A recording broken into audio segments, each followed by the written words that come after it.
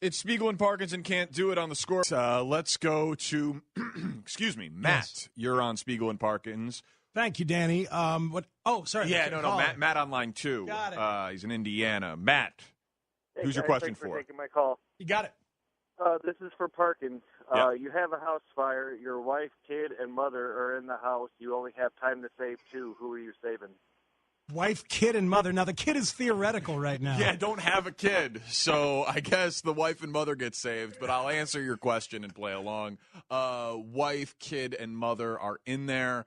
I think the wife and kid get saved because you got to play value of my mom's got her kids and they're grown up and all that. I wouldn't be happy about it, but you got to play the age game there, right? Mom's had a good run. She's had a good run. You thought I was going to take the cop out there, didn't you? I'm glad you didn't. I appreciate it. Josh in Wilmington, who's your question for? That'd be for you, Danny Parkins. All right. Who is a better radio co-host, Carrington Harrison or Matt Spiegel? That's well done, Josh. That's a good question.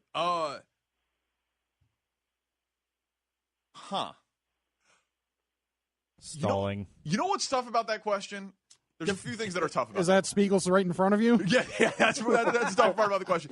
Is that Carrington and I did it for 5 years together, and he'd always been the co-host, right? So the question is who's the better co-host? And we had probably gotten to a level of comfort that you and I still haven't gotten to. But I will say this: you're a better host than he is. So if that's the question, you've been, that was not the question. Yeah. So co-host, I'd probably say.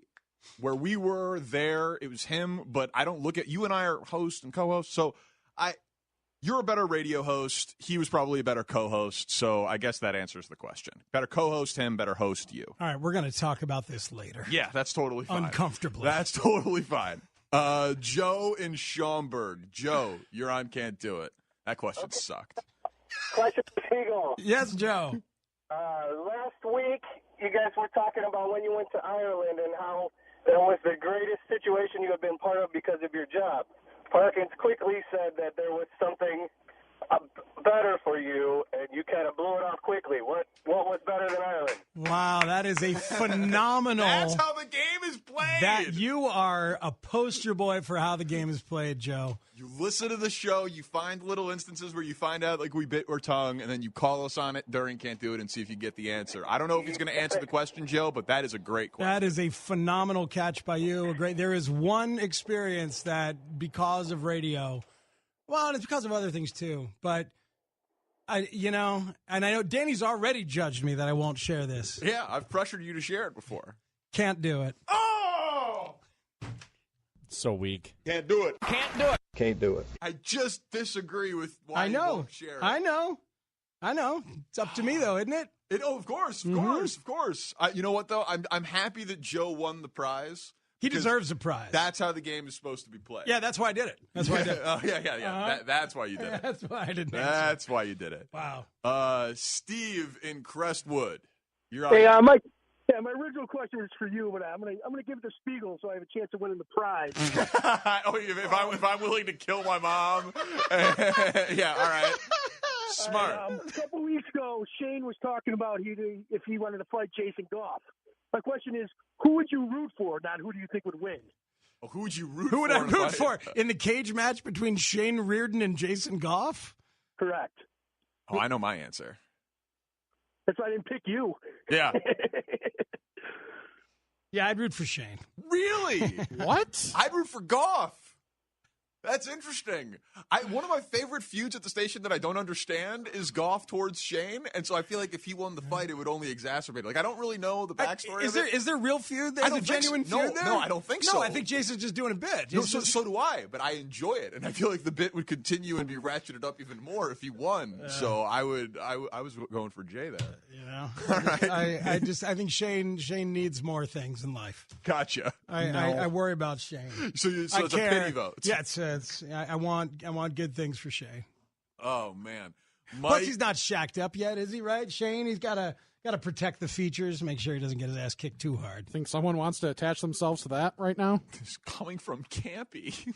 312-644-6767. Chairs I have broken. Oh, God. Mike in Schaumburg, you're on Can't Do It. Who's your question for? What's up, boys? This is from Matt. Yes, sir. So, Matt, you've been in this business a long time. You know people all across the field. My question would be on any given week, how much time do you spend listening to your competitors down the dial versus listening to your hometown station, The Score? I only listen up the dial in the morning when our guys go to break, and perhaps that's just the truth of the matter. I listen to a lot of M&H, and I don't listen to a lot of either afternoon show, frankly, because we get back on the sports clock at like 7 o'clock, and I use that afternoon for other stuff or to give myself a mental break.